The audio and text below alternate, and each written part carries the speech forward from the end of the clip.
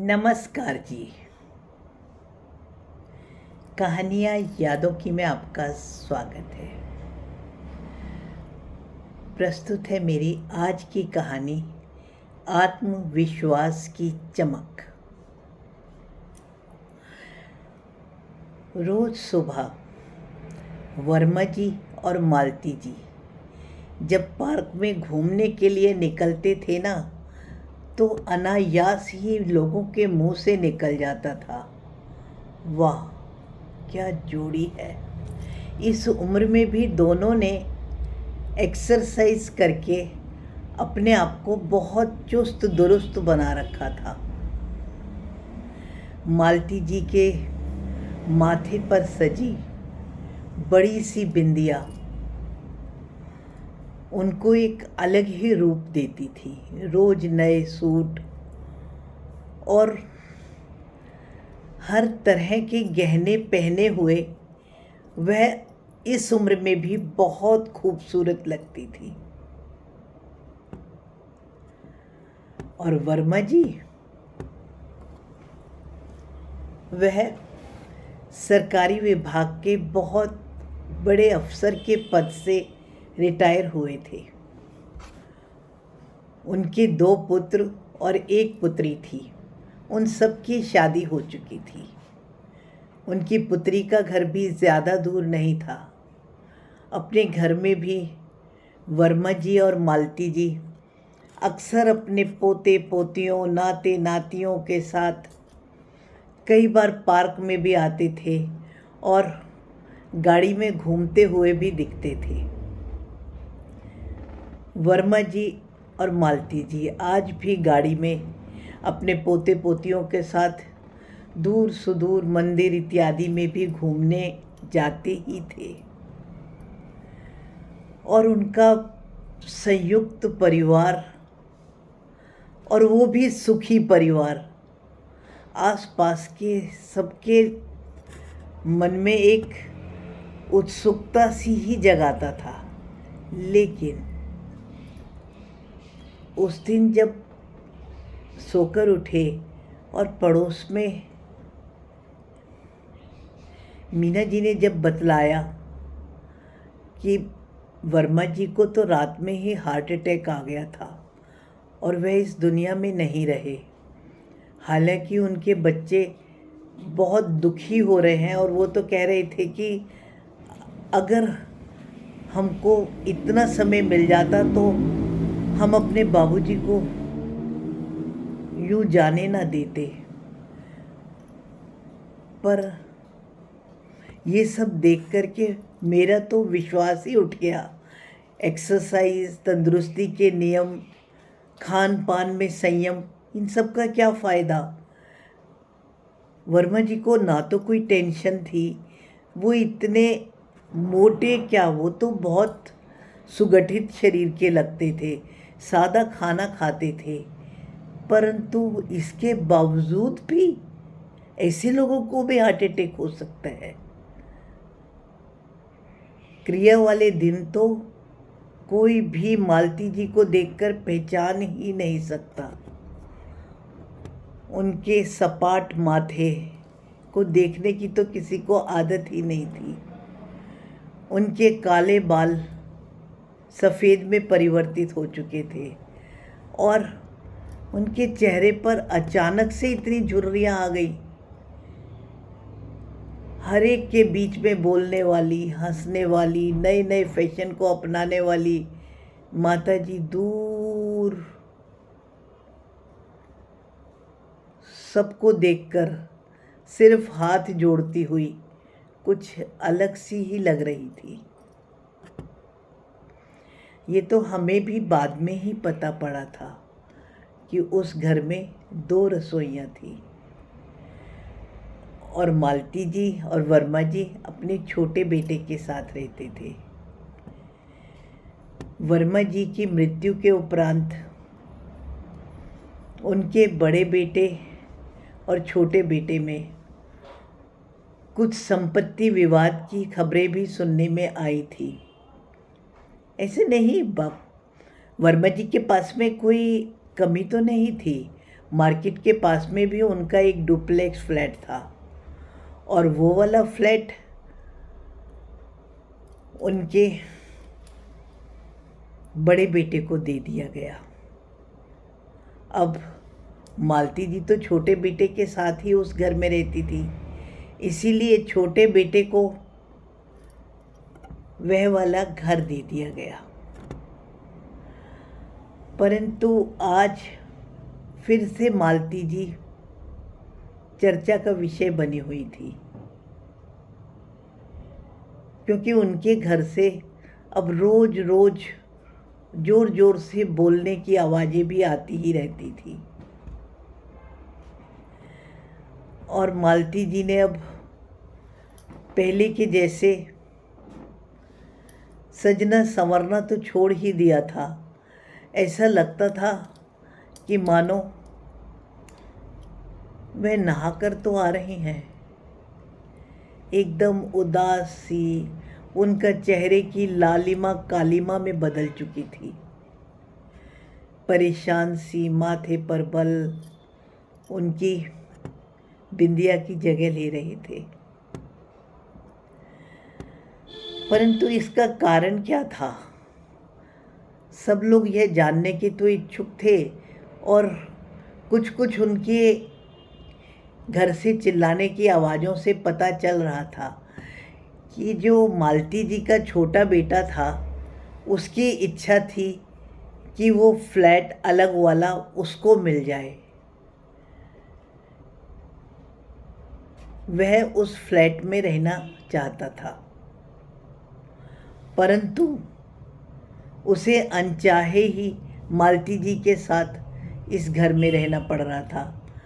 हालांकि बड़ा बेटा भी इस तरह के बंटवारे से संतुष्ट नहीं था। उसको लगता था कि उसका बचपन इस पुराने घर में ही बीता है और वह फ्लैट में रहना भी नहीं चाहता था, परंतु क्या कर सकते थे? बदलाव करने के लिए शायद मालती जी ने ही मना कर दिया हो, क्योंकि ऐसे बंटवारे की इच्छा वर्मा जी की ही थी। अब इन दोनों की बंटवारे की नापसंदगी का पूरा असर मालती जी पर पड़ रहा था, क्योंकि छोटी बहू अक्सर यही कह देती थी, अगर आप हमारे साथ में नहीं रह रही होती ना तो हम आराम से उस फ्लैट में रह रहे होते, और अब तो बाबूजी भी नहीं हैं, आप क्यों नहीं उस फ्लैट में चली जाती हो? कभी तो वहाँ जाकर के आप रह सकती हो। और यह वाली बात पहले तो केवल संकेतों में कही जाती थी, अब तो छोटी बहू ने यह बात बेटी के सामने भी चिल्ला चिल्ला कर कह दी थी। अपने ही घर में मालती जी को खाना खाते हुए रहते हुए बेहद पराया सा महसूस होता था। उनका सजना संवरना तो छोड़ो, गृह क्लेश की वजह से तैयार होने का भी मन नहीं करता था।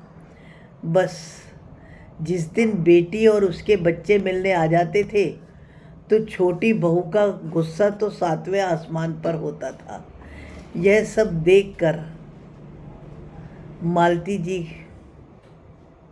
का मन और भी ज़्यादा उदास हो जाता था। छोटी बहू को तो यही लगता था, क्या मालती जी सदा उसके साथ ही रहेंगी? पूरी ज़िंदगी सिर्फ मालती जी के कारण ही तो वर्मा जी ने ऐसा बंटवारा किया, और अब मालती जी यहाँ रहेंगी, उनकी बेटी भी यहाँ आएगी, सारे मेहमान भी यहाँ आएंगे, बस मुझे ही निभाना है, और बड़ी भाभी फ्लैट में मज़े से रहेंगी। हालांकि ऐसा नहीं था, बड़ी बहू रानी भी उतना ही गुस्सा थी, क्योंकि फ्लैट में उनको लगता था कि उनके दोनों बेटे जब विवाह होकर के रहेंगे तो फ्लैट छोटा पड़ जाएगा। इसकी बजाय वो जो घर था अपना, उसमें आराम से वो अपने दोनों बेटों और बहुओं के साथ में रह सकती थी। समस्या दोनों की ही थी, प्रसन्न दोनों ही नहीं थे और उन दोनों के कारण मालती जी को वो प्रसन्न रहने नहीं दे रहे थे। खैर, तंग आकर मालती जी एक दिन अपने बड़े बेटे के पास फ्लैट में चली गई। वहाँ जाने के बाद भी तो समस्या जस की तस थी। ननद के आते ही बड़ी बहू जो छूट जाती कि आपके पापा ने ये नहीं सोचा, वो हमेशा अपनी ननद को यही सुनाती रहती थी कि मेरे दोनों बेटे इस फ्लैट में शादी के बाद कैसे रह पाएंगे। छोटी के तो एक बेटा और एक बेटी है। बेटी के जाने के बाद वह इतने बड़े घर में क्या करेगी? वो तो आराम से यहाँ पर रह सकती थी ना। और उसके बाद में अब तो तुम्हारी माता जी भी यहीं बसने की सोच रही हैं, तो सोचो कितनी मुश्किल हो जाएगी। सब क्या यहाँ पर आराम से रह पाएंगे इस फ्लैट में? भले ही डुप्लेक्स है, लेकिन फिर भी है तो फ्लैट ही ना। अब माता जी को रह रहकर दुखद होते ही उन्हें वर्मा जी की पुरानी यादें आती रहती थी, लेकिन उन्हें यह बात तो बेहद याद आ रही थी जब एक दिन बाबूजी ने हंसते हुए माताजी को बताया था कि उनके दोस्त के घर में बंटवारे पर बेटों में झगड़ा हो रहा था, तो उनका हरियाणवी दोस्त उन्हें अपनी भाषा में कह रहा था, बच्चों की तो यही इच्छा है, बुढ़े जो भी तेरे पास में है धर जा और फिर तो मर जा। ऐसा सुनते हुए दोनों बहुत हंसे थे। परंतु आज उनके अपने घर में ही मालती जी का कहीं कोई स्थान नहीं था, बस बंटवारा ही सब कुछ था। ऐसा बाबूजी का ख्याल आया तो मालती जी को याद आया कि वर्मा जी कभी भी मालती जी को कमतर और बेचारी हालत में तो ना तो देख सकते थे और ना ही उन्हें कभी अच्छा लगता था। अंत समय तक मालती जी ने हमेशा लेटेस्ट सूट ही बनवाए, मोटापा कभी खुद पर हावी नहीं होने दिया। मुस्कुराहट और आत्मविश्वास की तो उनमें कभी कमी थी ही नहीं। वो तो अनपढ़ भी नहीं थी, पढ़ना तो उनका शौक था। वे क्यों अवसादग्रस्त होकर उलझ कर रह गई? फिर उन्हें लगा जैसे वर्मा जी आज भी उनके साथ हैं और उन्हें मालती जी को इस बेचारगी की हालत में देखकर बिल्कुल अच्छा नहीं लग रहा होगा। वर्मा जी ने तो इंतज़ाम करा था, उनकी अपनी पेंशन आज भी आ रही थी, घर भी थे, फिर वो क्यों बच्चों के द्वारा रोटी दिए जाने का इंतज़ार कर रही हैं? लानत है उन पर। उन्हें लगा वर्मा जी आज बच्चे नहीं, उल्टा वर्मा जी उसके ये हाल देख करके गुस्सा हो रहे हैं। वर्मा जी ने उन्हें कभी किसी के सामने झुकने नहीं दिया, अपनी कोई जिम्मेदारी उन्होंने अधूरी नहीं छोड़ी। यहाँ तक कि उनकी बेटी भी बहुत अच्छा पढ़कर सरकारी स्कूल में टीचर लगी हुई थी। उनके खुद के लिए बाबूजी की पेंशन आ रही है, हॉस्पिटल इत्यादि में उनका इलाज फ्री था। वर्मा जी का इतना समय का साथ, क्या मालती जी में कोई आत्मविश्वास ना भर सका? वह आज भी अपने बच्चों की सुनते हुए उनके रोटी देने का इंतज़ार कर रही हैं। पता नहीं उस दिन वर्मा जी के बारे में सोचते सोचते उनमें कहाँ से इतनी शक्ति आ गई कि उन्होंने उस दिन अपने बड़े बेटे से कहा, मैं जब तक चाहूँगी ना इस फ्लैट में रहूँगी और कोई बहू या कोई भी मुझे कुछ नहीं कह सकती। इस डुप्लेक्स में एक कमरा मेरा भी बनता है। तुम लोगों की प्राइवेसी इस तरह से शांति भंग नहीं होगी। मेरा अपना कमरा ऊपर होगा और अपना खाना मैं अलग ही बनाऊंगी। मुझे लगता है तुम लोगों के द्वारा बनाया हुआ खाना खा कर के ही मैं मानसिक रूप से इतनी कमज़ोर हो रही हूँ। अगर तुम्हें प्राइवेसी चाहिए तो प्राइवेसी मुझे भी चाहिए। शायद उनके कहने के ढंग में ही कुछ ऐसा रहा होगा कि न बहुरानी न बेटा कोई भी कुछ नहीं बोल सका, और हुआ सिर्फ इतना कि उनका पलंग और उनका थोड़ा सा सामान ऊपर शिफ्ट हो गया था। और कुछ दिन रहकर मालती जी अपने पुराने घर में चली गईं, तो वहाँ पर वह अपना ताला लगा कर गईं। अब उन्होंने धीरे धीरे अपने कपड़े, अपने रहने के ढंग और अपने खुद पर ध्यान देना आरंभ कर दिया था। धीरे धीरे वह अवसाद से खुद को निकाल रही थी, और निकालते हुए उन्हें लगता था कि वर्मा जी उनके साथ ही हैं, और शायद वही उनमें हिम्मत भी भरते जा रहे हैं। अपने डुप्लेक्स घर में ताला लगाकर वह पुराने घर में गई, और वहाँ पर जाकर उन्होंने बहुरानी से अपना कमरा वहाँ भी अलग करने की पेशकश करी, क्योंकि उन्हें किसी के भी द्वारा बनाया हुआ खाना मंजूर नहीं था। वैसे भी वर्मा जी की भी यही आदत थी कि वो शादियों में खाना अपने घर से ही खाकर जाते थे, क्योंकि उनका ख्याल था थाली में रखा हुआ भोजन ही हमारा हिस्सा बन जाता है, और उस खाने से ही हमको शक्ति और संतुष्टि मिलती है। जाने किसने किस भाव से खाना बनाया हो।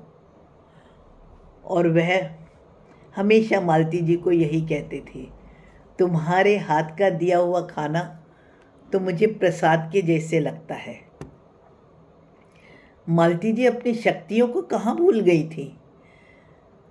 अब अकेले रहते हुए भी वह जैसे वर्मा जी के साथ में पार्क में घूमती थी, वो खुद भी वैसे ही घूमने जाने लगी थी। बाकी समय अपने कमरे में पूजा पाठ या कुछ भी करती थी। अकेले रहते हुए भी उन्हें अब हमेशा वर्मा जी अपने साथ ही प्रतीत होते थे, और शायद यही कारण था कि उन्हें कोई परेशानी आई भी नहीं। यूँ भी अब बहू पोते पोतियाँ ना तो मालती जी से कुछ बुरा बोलते थे, और ना ही मालती जी अब किसी से कुछ भी कहती थी, और ना ही वे किसी की कुछ सुनती थी। वह जहाँ चाहती वहाँ ही रहती थी। अगर उनकी बेटी भी आ रही है तो वो उनके पास में ही आकर के आराम से बैठती और रहती थी। उस दिन जब उनकी बेटी ने आकर उनसे कहा कि बड़े भैया अपने बेटे की शादी करना चाह रहे हैं मम्मी, और उन्होंने कहलवाया है कि मम्मी अब अपना ऊपर वाला कमरा खाली कर दें। जब भी कभी मम्मी फ्लैट में रहने को आएंगी तो नीचे चुन्नू के साथ ही रह लेंगी। वैसे भी हो सकता है कुछ समय बाद चुन्नू को हॉस्टल जाना पड़े, तब तो वहाँ भी उनका कमरा अलग सा ही हो जाएगा। बेटी ने उनको समझाया भी कि मम्मी अब दिनों दिन आपकी उम्र भी ढल ही रही है और बढ़ ही रही है। भाभीयों से बैर बढ़ाने का क्या फ़ायदा, आपका करेंगी भी तो भाभी ही ना। तो जैसा वे कह रही है आप कर लो। मालती जी थोड़ी देर को तो मौन हो गई और कुछ सोच में पड़ गई।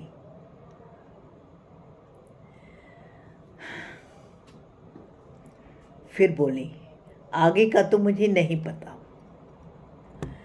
तुम्हारे पापा आज भी मेरे साथ हैं, और उनकी दी हुई हिम्मत भी मेरे साथ है, और तुम्हारे पापा ने मेरी और अपने बच्चों की जिम्मेदारी अच्छे से निभाई है। अगर बच्चों को अपने बेटे बहुओं का ख्याल रखना है तो वह अपने बच्चों का इंतज़ाम खुद ही करें। मैं किसी के ऊपर निर्भर नहीं हूँ। और अगर तुम्हें कभी लगे कि मैं कुछ भी कर पाने में असमर्थ हूँ, तो तुम्हारे बाबूजी द्वारा बैंक में रखे हुए मेरे पैसों से मेरे लिए कोई अटेंडेंट रख लेना और तुमसे जितना हो सके मेरा ख्याल रख लेना।